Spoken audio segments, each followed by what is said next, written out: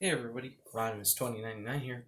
With everything that has been going on lately with Spider-Man and all the pulverizing topics, sort of people are wondering what will be next for him. Now, of course, Sony has mentioned that they would think of making a movie, and it would be sort of like the Insomniac games, or continuing the Tom Holland series. I think that would be great, but what I really think is, well, what if I was given the opportunity to make a Spider-Man movie? What if they came up to me and they said, "Hey, Hugh, you gotta write the screenplay, write everything for a new Spider-Man movie. You can do anything. There's nothing kind of bringing you down. Who would you pick? Who would you do?" Now, I myself would like to see Andrew Garfield's story continued. Now, I'm sort of taking what John Chandler did today, and kind of putting that in, and I decided to do this. I was originally gonna upload an Endgame scene, an Endgame episode, but I decided against that because I want to really talk about Marvel because today is its 80th anniversary. And by the way, I gotta thank a couple of people in the comments who I was sort of like always questioning, like, why are they doing Human Torch and Namor for 80 years? They should probably do like maybe some more gold statues, but definitely I would be fine if they were like 6 inch or something and they were very silver or gold chromed out figures, and they could be kind of different, like gold for being like some of the first, silver for being some of the later ones, and bronze for being obviously some newer figures, characters, movie ones. But Human Torch was the first Marvel character. I think Jim Hammond wrote, and was sort of put into Marvel. Um, but I wanted to do this because John Chandler did it, and his was really good. His was Spider-Man Legacy. It was a continuation of Tobey Maguire, so I went in the opposite direction, continuation of Andrew Garfield, known as probably people's least favorite Spider-Man. Now, I think that I have nothing against him. I mean, really, look at him. He felt to me like he could physically play Spider-Man, but definitely a much older Spider-Man. Now, of course, I don't think we'll ever see another Spider-Man movie with Andrew Garfield because he said that it was like one of his least favorite acting choices of his entire life. So I obviously understand that we won't get one. But what if I wrote them? Well, this is what it would be like. So the main beginning shot would be about 5 or so minutes. It would be the continuation of the Rhino fight, which I really wanted to see the extended version. But I was thinking, I kind of wanted Spider-Man to pull away from being him. Peter to just be like, that's it, no more. And throw away his suit. I sort of had to come up with a way to do that. So I thought, what if Oscorp was helping create these people, such as Rhino, and what would happen is that he would, well, be brought down because Rhino's suit was never meant to be a full-on weaponized vehicle that was going to last forever in battle. There was going to be a time where someone at Oscorp, when they saw the perfect time to, when Spider-Man was pretty close and was about to take him out, boop, press a button that blew up. Now, Spider-Man sort of had his spider sense before this, jumped out of the way, like sort of Rhino hit him up, and he went up. Like, I was imagining how this fight scene would play out. I might do it in stop motion. Rhino would be charging at him. Peter would sort of jump, get a little bit of spider sense. He would punch him, and then blow up. And it would take around maybe a city block or two, and it would be a bad explosion. It would definitely be something that would kill lots of people, and would really add depth to sort of like J. Jonah Jameson being brought in. It would kind of cause him to be sort of brought in, and he would be like, Spider-Man didn't stop Rhino, and there could be mourning going on, lots of stuff, bad things happening, and sort of Peter being brought down. The news service would shun him. J. Jonah Jameson would hate him. People at school wouldn't be like, yeah, go Spider-Man. They'd take stuff down. Sort of like a Spider-Man being shunned by society, disliked, and sort of brought down. Now, that's the beginning shot. It would probably sequel into credits or something, And how would I title this? Would I title The Amazing Spider-Man 2, The Amazing Spider-Man 3?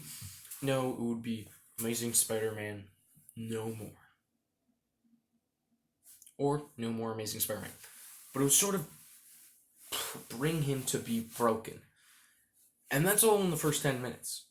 And he would have sort of a time change. Around 2 years.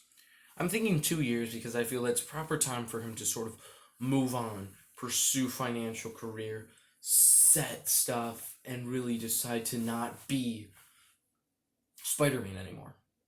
And so sort of all this stuff is going on. And instead of what John Chandler did, which was Spider-Man goes away and crime rates are really down, the crime rates increase. It's unsafe to be there. People are kind of getting worried. And it would sort of show like that gangs are forming, stuff is forming, and Peter just feels like he can't. And he's just being brought down by it. And sort of, I feel that this would be kind of a fun scene to kind of nod back to Amazing Spider-Man 2. So after Gwen's father died, he sort of has some scenes where he's just walking around and he sees sort of a ghost of her father and sort of makes him feel like I shouldn't be around her. And so he heads to high school. He would head to college. This one would definitely be in college. He'd be kind of older. He'd be taking science classes. He'd be passing. He'd have a job that was great. He'd have all this stuff that was really good. And then, well, what would happen? He'd find MJ. And MJ, he would be looking at her and be like, wow, she's a great girl. And would really want to be with her, but sort of knows that he can't. He keeps on being reminded of Gwen that he just can't. I think that'd be a really interesting idea for a movie. Sort of, you could have a lot of shots with that and sort of be like, whoa, that's sort of hard. Because sort of you can get that feeling, hey, I felt like I caused this, I should stop doing stuff like that. And there's stuff that happens in our everyday lives where, hey, we ask out a girl, she says no, we feel bad, we stop. We just don't want to lose anymore. And I definitely think that would be an interesting idea for Spider-Man. For someone who never gives up, for someone who never stops, who jumps off buildings, who runs across buildings, runs top rooftops, and does all this stuff as a hero, but really fails at it. And failed so hard, failed on his face, that he just gave up. Now, in this version, Aunt May would sort of be, wouldn't be as remembering Ben as she kind of would have. And so she starts, like, wanting to date other people. And that would just be sort of an arc to bring Peter to be more distant from Aunt May, because he still feels like Ben is his fault, and he has not told her. In this version, he won't tell her that he feels like he caused it. He tells her that he didn't stop the guy or anything, that he just feels like he caused it. And I think that would be something kind of interesting to see, because in Spider-Man 2, he tells her, it was my fault, Aunt May. I caused it. I realize that. And of course, she's angry at him. And so I don't want him to do that, because I feel that that just sort of weakens his relationship with her. That she's sort of now just Aunt May. She's not his mom, or at least his mom role. I think that's just sort of a wacky idea that I definitely feel could kind of enhance it a little more. But getting to the villain plot. The villain plot would be sort of tied to Oscorp, but in a less way than the original plan of introducing the Sinister Six and introducing all this. Now, in my dream world, I'd use Nighthawk as the villain. I think that'd be interesting, that'd be kind of fun, fresh, something different, and sort of a interesting idea. But I kind of wanted to have a different idea. A different thought. So I've always wanted to tie the carjacker who robbed the who robbed the place, who robbed something that caused Uncle Ben's death, to always really tie in to Spider-Man's next villain. I found a way to do that. So his villain is Kraven, the Hunter. And I sort of wanted to do Kraven for many reasons. I feel like Kraven is a sort of set-aside villain because he's kind of hard to explain. And he's definitely a dark villain that I think works better in a darker universe, less comic booky. Because at the time, he wasn't very comic book. So this sort of change in Peter's life would lead him from being sort of a smart guy to being definitely from being like quirky, being very in love with her, and being the hero, to sort of being the zero. And then he starts working with a scientist. Now this scientist is sort of would lead into Doc Ock, but I don't want to do that just yet. So it would be Dr. Octavius. Well, he'd only be known as Octavius. And he'd be a great doctor. He kind of was thinking about stuff, but he found something that was really interesting. He found a symbiote, and it was the symbiote, the Venom.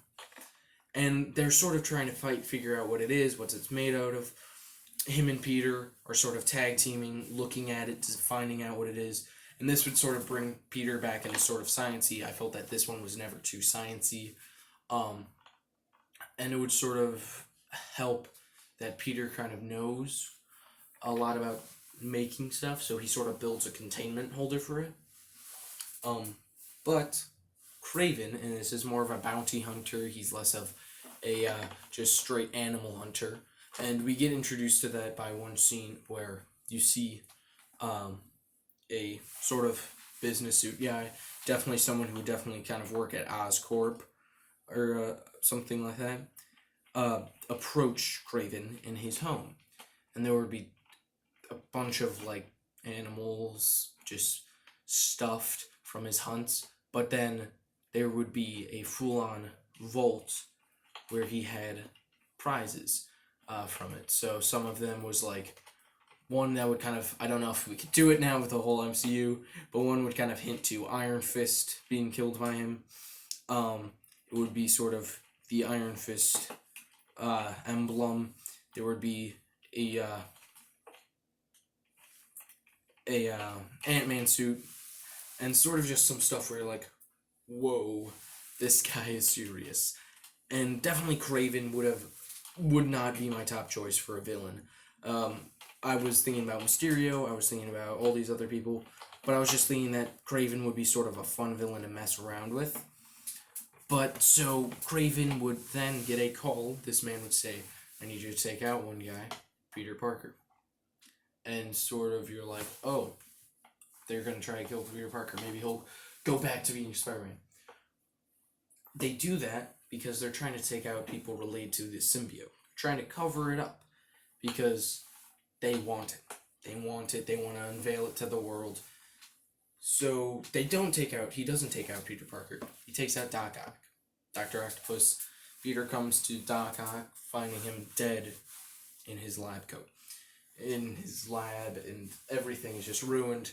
Everything is messed up. And one thing is gone. The symbiote. And he realizes someone has purposely killed him to take it. So what Peter does is he decides to put the mask back on and become Spider-Man. He goes heading out, trying to find whoever did this. First, assuming that it was Oscorp, someone at Oscorp, someone that he could kind of link to. And he finds no leads. There's no leads. There's no nothing. Just flat out failing. And sort of that would kind of be sort of around 30. That sort of part would sort of take at like the 30-minute mark, where sort of you're like, all right, we're pretty far into this. He's got to just become Spider-Man. And then what would happen is that Kraven realized, they're like, no, we told you to take care of Peter, to kill Peter Parker. We need Dr. Octavius. Peter designed the thing, and we just need the symbiote, but we still need Peter dead. So Kraven goes back out hunting for Peter, and there's there would be kind of a scene where Peter's at a coffee bar, sort of researching, and he'd just sort of get a little bit of spidey sense, and he'd kind of stand up out of his chair, sort of looking out, and he'd return at the last second and see a bullet flying past him. And then he'd see on the top of the rooftop Craven. He gets out the building, starts running, sprinting, trying to find him, puts on his suit, and jumps straight for him. Now, in the scene, I imagine that he wouldn't put on his full suit. He'd probably just put on the gloves, maybe the feet and the web shooters and the mask, and probably put a hood over. So he'd be sort of like in a normal clothes, like in a jacket and shorts. I think that'd just sort of be a cool scene. I mean, just imagining him just running out of a coffee bar and doing that. I think that would be cool. That'd be awesome. I think that would just be a great scene to kind of have in the movie. Not even just be the scene, just to have. And that would sort of lead to many other bad things happening in Peter's life. One of them being Aunt May is attacked. Sort of, he doesn't catch Craven, he fails. But Aunt May is sadly almost a casualty.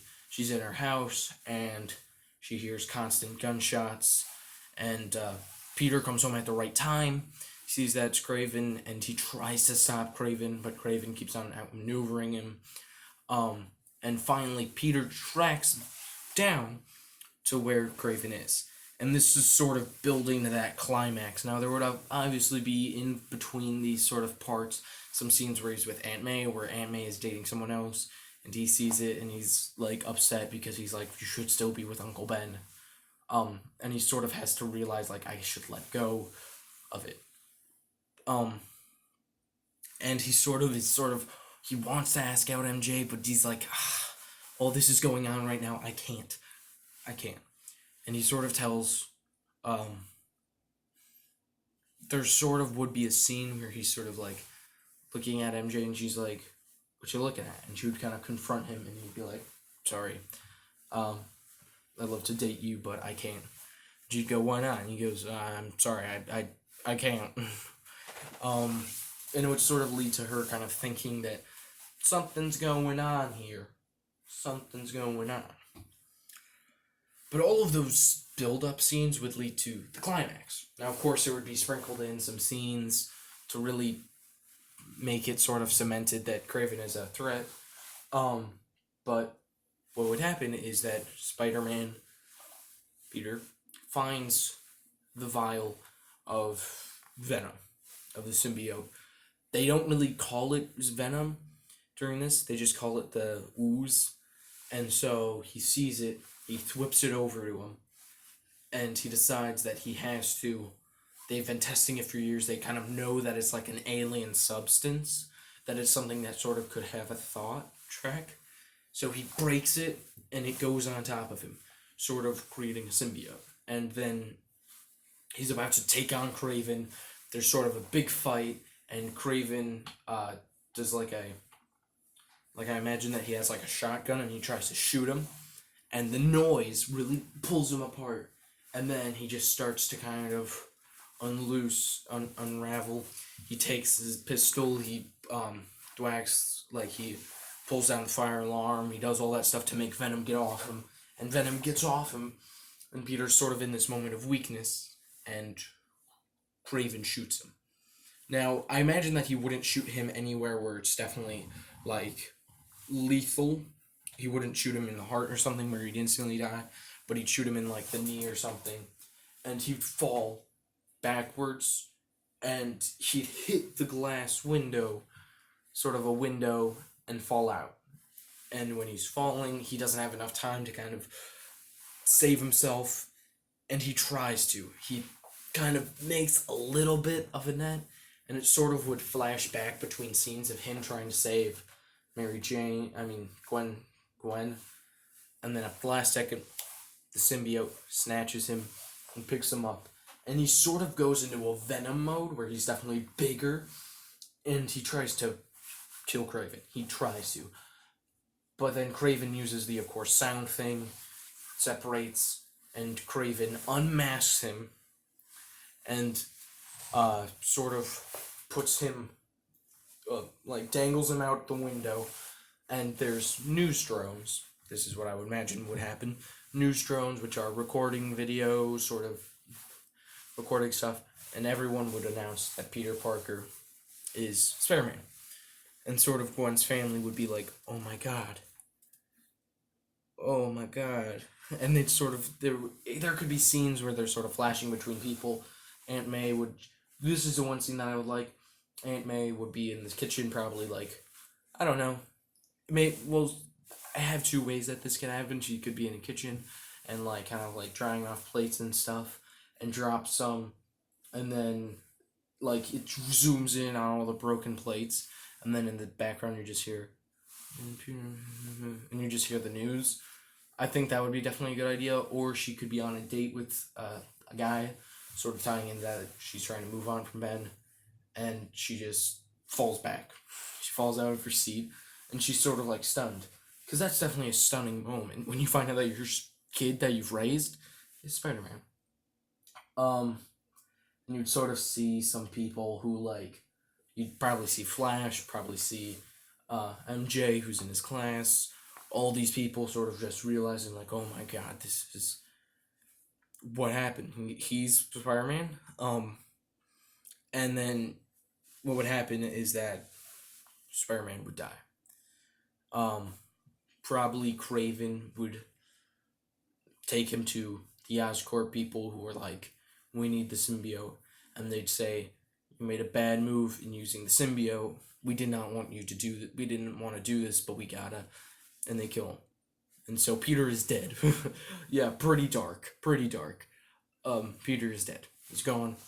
No more. And then Craven is sort of like watching this, and he didn't expect that they were going to do that. He didn't think that. He didn't think that they were going to kill him. He thought that, yes, he knew that he had to kill him, but he didn't realize that Peter was Spider-Man. He thought that someone else was, and that Spider-Man was just sort of interfering, because none of the Oscorp people told him. And then he'd sort of have a moment of guilt, where he's like, I was just sent to get the symbiote. I didn't want to do this, but I did. He's dead now. He feels like it's his fault. So what he does is he takes the suit, the Spider-Man suit, and the symbiote takes it back from them and becomes Spider-Man. And I think that could lead into many movies. And that would sort of be interesting, because I think that would be a good ending to Andrew Garfield's story. Definitely a darker movie. Definitely darker than anything that anyone else would think. I wanted to keep some lighthearted moments in there. There would definitely be some fun moments between Peter and MJ, and Flash would sort of still be kind of mean to Peter, but he would sort of look like a friend. And it could have definitely introduced Eddie Brock. I didn't want to talk about that earlier because I knew that sort of that would hint at it being related to Venom. But they could have introduced Eddie Brock as just a nice guy who wants to help Peter. I definitely think that would be a good movie. And I might make it into a whole stop motion movie, but I might not. So just at the time being, I hope that you enjoy hearing that. I just sort of thought this would be a fun video for sort of a celebration day on Marvel's 80th anniversary, and sort of a fun idea and a fun take on a Spider-Man movie. Let me know what you would do. Would you do Spider-Man 4 with Tobey Maguire? Would you do a whole new reboot? Would you want to see this Andrew Garfield movie? Or would you want to see sort of a Spider-Man and Venom movie? Definitely tell me what you would do differently in this movie. Would you not have Craven? Would you have Craven? Would you have the symbiote? Would you have Peter sort of being sad, or would you not like that? Just tell me what your thoughts are in the comments below. As always, I've been Rodimus2099. I gotta give a big thanks to John Chandler for coming up with this idea. I definitely don't think I could have made this video just out of my brain. Definitely gotta thank him. If you haven't already, check out his channel. He's a great guy. And he makes fun videos. He made this one, but with Tobey Maguire as Spider-Man, and I definitely like that more than this. But of course, check that out. Go over and watch some of his stuff. And yeah, that's all I really gotta say. I've been Rodimus2099, and I'll see you in the next video with hopefully a review of Silver Surfer. But anyway, goodbye.